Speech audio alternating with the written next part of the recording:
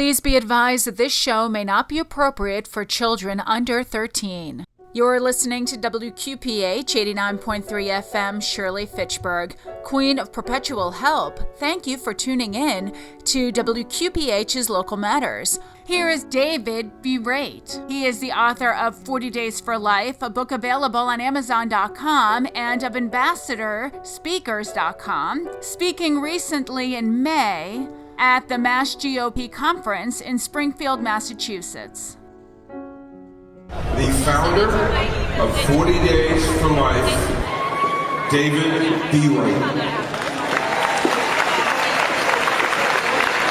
We hold these truths to be self-evident, that all men are created equal, that they are endowed by their Creator with certain unalienable rights, that among these are life, liberty, and the pursuit of happiness. With these words at the beginning of our Declaration of Independence, penned by Thomas Jefferson, signed by 56 of our founding fathers, enacted on July 4th, 1776, in Philadelphia, Pennsylvania, our American freedom was born. And today we are blessed to enjoy the benefits of those freedoms. But here in 2022, I don't think I need to convince you that our freedom is under unprecedented attack. And we gather here in Springfield, Massachusetts to preserve freedom. And as we do this, we have to understand that to preserve freedom, we must go back to the founding principles, those unalienable rights given to us not by our founding fathers, but by our Creator, God Almighty. And we have to recognize that the first of those rights that our founding fathers identified was the right to life, because they recognized without life there can be no liberty. Without liberty there can be no pursuit of happiness. And without all of those rights there can be no freedom. So to preserve freedom we must preserve, protect, and defend human life.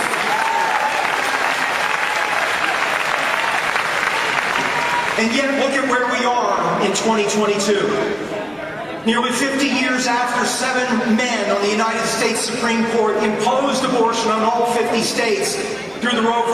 Wade and Doe v. Bolton decisions. And since that time, some 70 million American children never got to exercise their right to life or liberty or the pursuit of happiness as they perished in a mother's womb. Knit together in God's image and likeness, they lost their very lives. And even as we sit here at the GOP convention in Springfield, every 30 seconds, another boy or girl loses his or her life. But it's not just the children, because we know women are wounded, scarred, sometimes physically, but many more times emotionally and psychologically and spiritually. And much of this is perpetrated by the leading abortion chain in our nation, Planned Parenthood, that according to their own annual report, last year committed 354,871 abortions while raking in record windfall income. You and I were forced to underwrite Planned Parenthood's destructive business to the tune of $610 million of taxpayer funding. We're being forced to underwrite an organization destroying the future of our nation.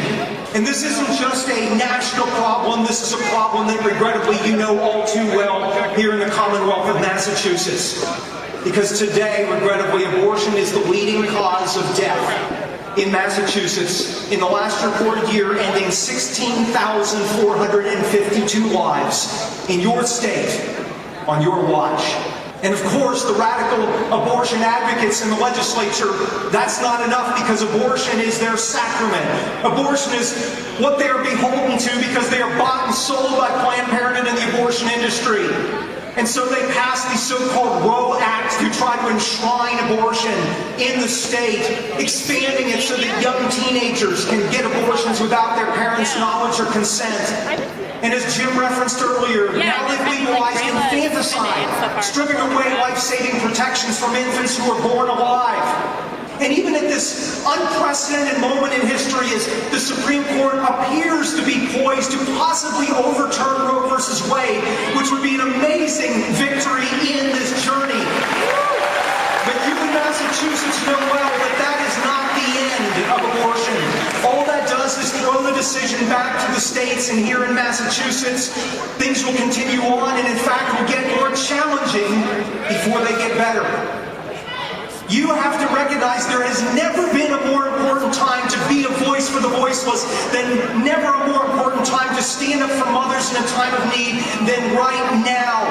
And unlike those in the legislature who say, even if the federal Congress were to pass an abortion ban, we would refuse to enforce it here in Massachusetts. And even those who say we should make Massachusetts an abortion haven and use taxpayer funding to bring people in from out of state to have abortions, increasing the death toll. Enough is enough. It's time to bring Massachusetts back to life.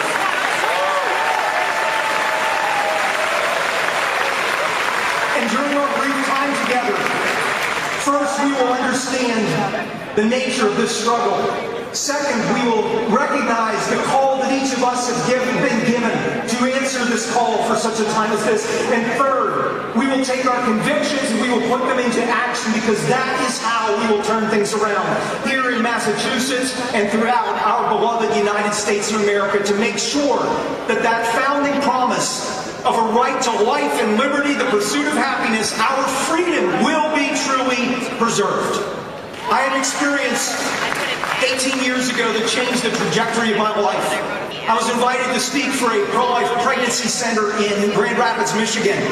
I flew into town early in the day, and the director, Jim Sprague, picked me up at the airport, and he said, "We've got a few hours, David.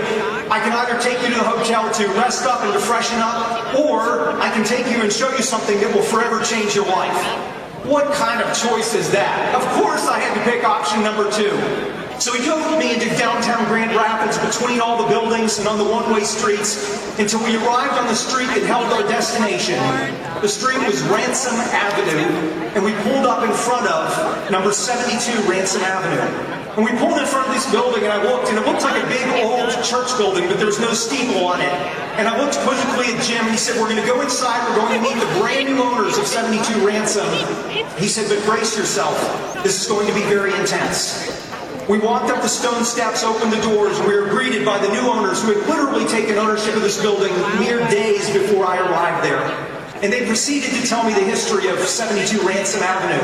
The reason it looked like a church is because it had been built in the 1800s to serve first as a Jewish synagogue. And for many decades, that congregation came together to worship and honor God, the author of life. But eventually they outgrew 72 Ransom. And so they sold the building to a Greek Orthodox congregation. And for many more decades, that congregation came and gathered and worshiped God inside 72 Ransom. But by 1994, they had outgrown the church, and so they put it on the market. No other congregations were looking for a church building at that time. And so it was turned into a commercial enterprise by some business people who rented it out to the highest bidder, who happened to be a notorious Western Michigan abortionist. And that building, which for 100 years had served as a place honoring and worshiping God, was turned into the largest abortion facility in Western Michigan, spitting on the very face of God's creation. During those 10 years from 1994 to 2004, they know that that abortionist committed more than 20,000 abortions inside that former church building. As they described to me, when he had taken ownership of the building, the people of faith in the community were so distraught and heartbroken, and so they began to pray and they began to plan and say, what can we do to reclaim this building, to renew it, to bring it back to being a place that honors God? And as they prayed over those next few years and the abortion death toll was climbing, they thought in 1999 that their prayers had been answered, because a for sale sign went up on the wall outside 72 Ransom. And so some Christian business people made an offer, and it was rejected. They made a larger offer, and it was rejected. They tried through other avenues. Offer after offer failed. And months and years went by, and they said, is God hearing our prayers? Will He answer our prayers? And they were despairing. Until finally in 2004, these Christian businessmen pulled a massive amount of money that was way over the market value. They offered it to the owners, and finally they were ready to sell. And so when these Christian business people took ownership of the building, the first two things they did, number one, they kicked the abortionist out and shut down his deadly practice, and then they deeded the building over to a pro-life ministry called Life International. And so I was standing there in the entryway, And I was meeting these leaders from Life International, and they proceeded to take me on a tour because mere days earlier, the last abortions were committed inside this building and not much had changed. As they described it to me, when women would walk in the front door, there were stairs up to the left and stairs down to the right. And the abortion clinic staff had been trained to separate the woman from whomever she's with, boyfriend, family member, friend, because that person could talk her out of the abortion. That would cost us $600, $800, $1,200. So they would send the support person upstairs, and they'd send the woman down the stairs to the right. And so they took me down those stairs to the first room, and that was the waiting room. And that's where she would go to the window and get her clipboard and start to fill out her paperwork, tears running down her face, not wanting to make eye contact with the other women in the room. And she would sit on one of the nice upholstered chairs in this nicely decorated room, unaware of what was right behind her through the wall where she was sitting against. And they took me out of the first room, and they opened the door of the second room, and the stench of mildew and rot hit my face. Because years earlier, the ceiling had collapsed from water damage, and they had never cleaned up the mess, and cockroaches lined the walls, literally 12 inches away from where these women, through the wall, were sitting waiting for their so-called safe abortions. And then they took me into the third room, and that was the procedure room. That was where these 20,000 abortions happened. And though the abortionist had removed most of his equipment, there was evidence everywhere of what had happened there. On the floor, there was a dried rectangle of blood and rust that had been around the base of the surgical table and had never been cleaned up. On the wall where the suction machine had been, it was removed. There was mold and mildew. And on the counter, there were rusty, unsterilized tools that had been used for invasive abortions mere days earlier. But what really chilled my spine was looking at the linoleum floor. There was an indention, a ground-in, almost arc in the floor. And I asked the host, I said, "What is that?" And they said, "That is where the abortionist stood at the base of the table, moving back and forth, pulling the arms and legs off of 20,000 children." For me that day, everything became real. This isn't just some issue. This isn't some abstract political debate or something that the Supreme Court handles. I was looking at the reality that this was life and death, good versus evil. And then they took me in the last room. And that was the waiting room where they would dump the women after the procedures. They'd gotten their money. They'd give her just a little Dixie cup of juice and a cookie and abandon her until she regained enough strength to stumble out onto the street. I was changed in that moment. And I thought that was everything that Jim had told me, my life-changing experience. But then they proceeded to tell me what had happened a few days earlier when they took ownership of the building. They said, "We called every pastor, every ministry leader we knew to come so we could pray over this entire building once we took ownership, to reclaim it for God's purposes and to promote life rather than death." And so when they gathered in the building, one of the pastors said, "We need to start where the abortionist would begin his day and retrace his steps." So they went down those stairs to the right, past all of those rooms, down to the end of the hall, and it took a right out to a metal door that opened out to the alley. And they gathered inside that door. It was closed and latched because that's where the abortionist would park his car and come in. And they prayed fervently for a number of minutes there. And at the end of that time of prayer, one of the pastors said the amen. And that big metal door burst open on its own. And they felt a rush of air go out of the building. And then a gentle breeze came back in. One pastor turned to another and said, "What just happened?" And the other pastor said, "I don't know, but it seems like something wanted to leave here in a big hurry." They stumbled back up the stairs, still shocked by what they'd experienced, and a woman walked in the front door in a jogging outfit. And she said, "I'm sorry, I didn't realize you had a meeting." So one of the volunteers pulled her to the side, and he said, "How can I help you?" And she said, "Well, I run by here all the time, and I just wanted to know what happened to your statue." And he said, "I'm sorry, what do you mean?" She said, "The statue, you've had it for years on the roof of the building, that big demon figure perched on the roof of the building. It's not there today. What happened to your statue?" The volunteer knew there had never been a statue. But looking in her eyes, he said, "I saw conviction that she had previously seen something that she was not seeing that day." He said to me, "David, I believe that what we witnessed here at 72 Ransom a few days ago was a spiritual transfer of ownership of this building." And I believe that's exactly what they experienced. I share this with you because we have to recognize the nature of this struggle. Yes, abortion has worldly consequences. Children die, women are wounded, families are ripped apart. But underneath it, we have to understand as people of faith that this is a spiritual struggle, and ending it on our own in Massachusetts, it seems impossible. But we know that with God, all things are possible. And when faith, then mountains will begin to move. And that is how we will begin to turn the tide in Massachusetts. And we will have a transfer of ownership, community by community, across the Commonwealth, and ultimately throughout America. From death unto life, we need a transfer of ownership of our Massachusetts and our America. Amen? But we have to realize that we are all called for such a time as this. A young businessman had just started a new enterprise, been working day and night, exhausted from all the work, and some friends came to him and said, we're going to go to a church in a nearby town. We're going to go to a revival type meeting. Do you want to come? And this guy was not spiritual. He was not a praying kind of guy, but he said, hey, I've been working so hard, I just need a break. So he went with his friends, and they went to this distant town. They arrived at the church. It was called the Salem Church. And when they got there, the parking lot was packed. They walked inside, every seat and every pew was full, so they had to stand along the side. And the reason so many people were there was because that night the Reverend Peter Akers was preaching. Reverend Akers was known throughout this region for being a very gifted Bible preacher. Some even said he was prophetic. And that night, Reverend Akers was preaching from Zechariah chapter 9, and specifically preaching on the dominion of Jesus Christ. And in his message, he said that he believed the dominion of Christ could not come in America until America abolished her greatest sin, the sin of slavery. You see, the year was 1837.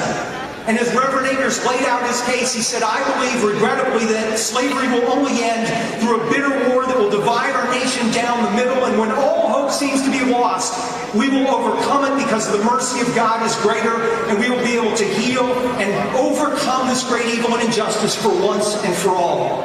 At the end of his sermon, Reverend Akers called out to the audience assembled there in the Salem Church, and he said, who can tell, but perhaps the man that is called to lead us through this very strife may be in this very presence tonight.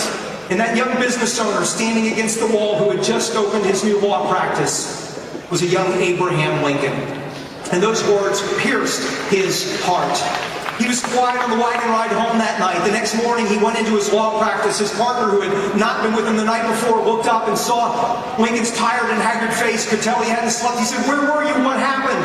And Lincoln related going to the Salem Church, related the message that Reverend Akers had preached. And then he said to his partner, I cannot shake from myself the conviction that I am called to play a role in ending this injustice. As a young man, Abraham Lincoln heard the call. And even though it seemed impossible, he spent the rest of his life answering that call, and he changed the very course of history as a great Republican president of the United States. So when we look at our great crisis of the day, we look at the leading cause of death, 16,452 lives lost to abortion in Massachusetts, millions throughout our nation. And I'd like to change the question that Reverend Akers asked and say, who can tell? But perhaps the woman or man who is called to preserve life, to end this injustice in Massachusetts, to protect and preserve liberty, to ensure that every member of our human family is able to exercise the right to the pursuit of happiness. Maybe that person is here in this very presence in the Mass Mutual Center in Springfield, Massachusetts today. Is it you? And if it's not you, then who? And why aren't they already doing it? It is you. It is here. It is now. We are the people called for such a time as this. But the third and final thing, once we understand the nature of the struggle, once we recognize that we have a call, the third thing is we have to put our convictions into action, because otherwise they are meaningless. Talk's cheap. What are we going to do about it? And for me, when I first got called into the struggle, it was through the news that broke in the town where I lived at the time of College Station, Texas, that Planned Parenthood was opening the first abortion facility in the history of our community. And I was heartbroken, knowing that children would die and women would be wounded in my community on my watch, but I felt helpless. I didn't know what to do. I didn't know how to do anything. And so a meeting was held at a local church, St. Mary's Catholic Center, across the street from Texas A&M. And my wonderful wife, who had been raised in a pro-life family, she said, David, we need to go. And I said, yes, ma'am. And so we went to that church meeting that night. Hundreds of people were there, and they were all getting involved. And I thought, I have no skills. I don't know how to articulate this. I've never led anything. I don't have anything to offer. But that night in that church building, I felt that sense of calling, that God had a role for me in this work for such a time as this. We began to volunteer with the local pro-life group that was formed. Regrettably, we didn't have enough impact to be able to stop Planned Parenthood from opening that abortion center. So then we shifted our efforts into trying to reach out to women, to help them, to serve them, and to try to end abortion, to stop taxpayer funding of Planned Parenthood and abortion in our community. And we worked hard, and finally in 2001, I was working as a pharmaceutical sales rep, and I felt convicted to leave my job and dive in and lead this local pro-life group. And it was a huge step of faith, and I was terrified. But people told me, David, to whom much is given, much is required. You've been blessed, and so we'll come around you. We together as a community, we can turn this around. So we rallied hundreds of people and thousands of hours and tens of thousands of dollars. In that first year, we saw abortions go down by 2%. And I was initially a bit dismayed.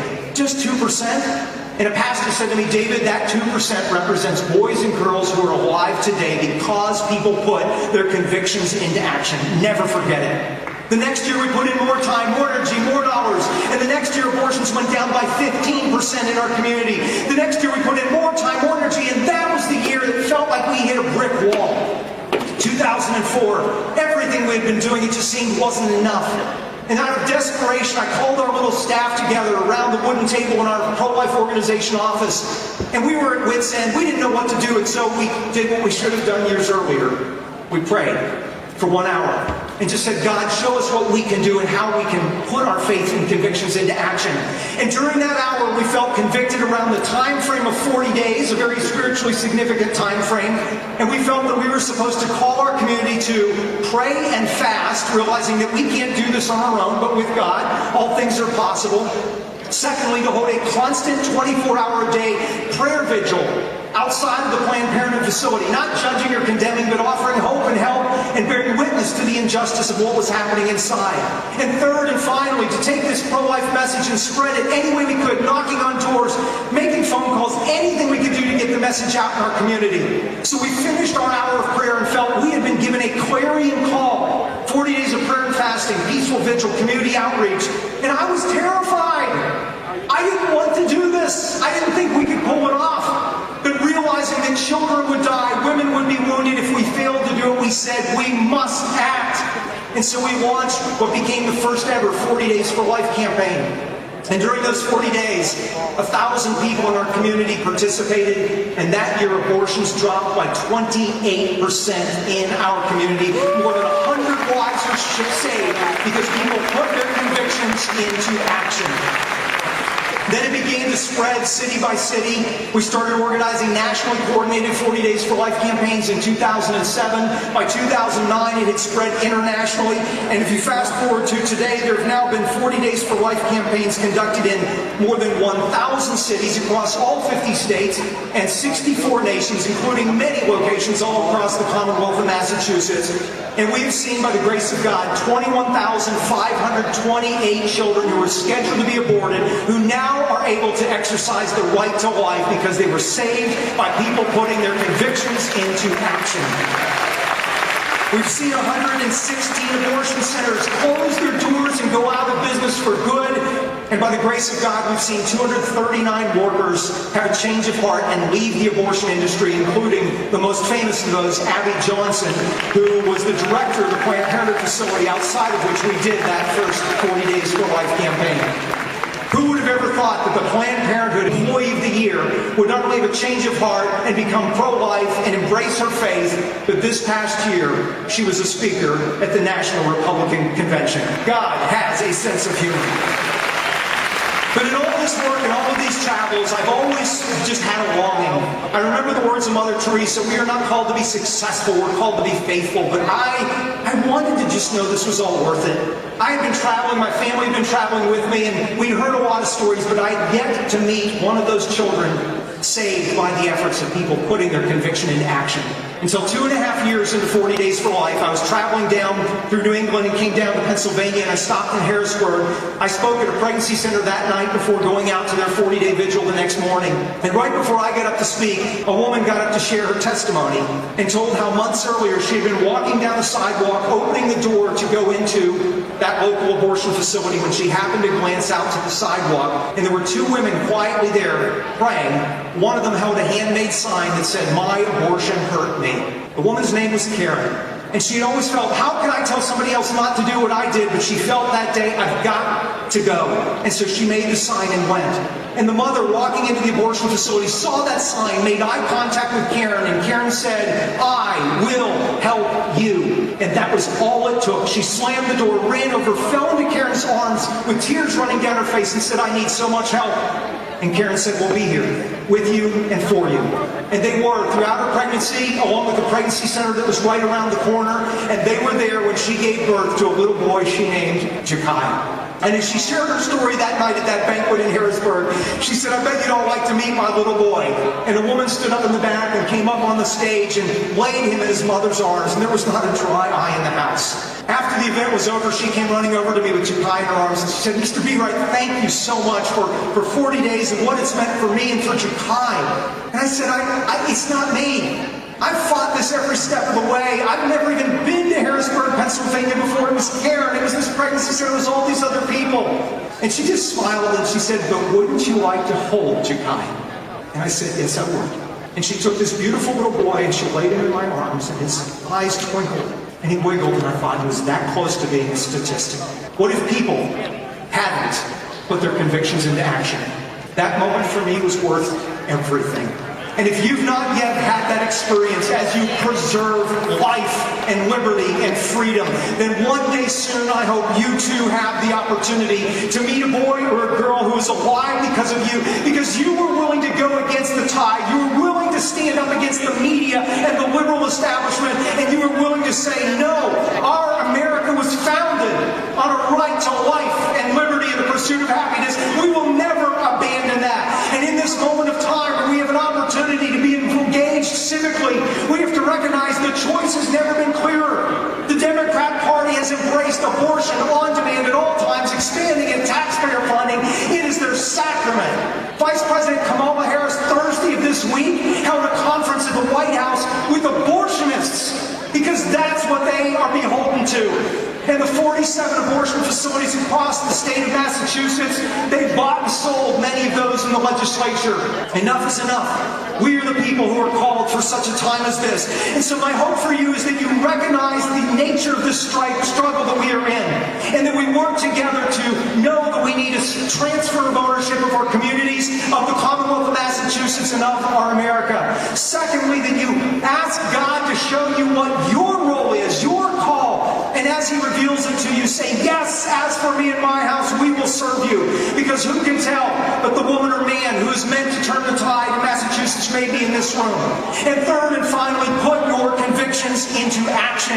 When you do that, you will have moments that will be so incredibly worth it as you see the fruit of your efforts. So get involved, or get more involved. There's a sleeping army in Massachusetts, and it's people who recognize the right to life is the foundational right upon which freedom is based. Awaken that sleeping giant. Get everyone you know out to vote. And as you work to preserve life, you will be working directly to preserve liberty. You will be working directly to preserve the right to pursuit of happiness, and you will be an active part of preserving freedom. You can bring Massachusetts back to life, and you can and will bring America back to life. God bless you. Thank you for listening to another edition of WQPH's Local Matters. We hope you enjoyed the broadcast and hope you have a blessed week.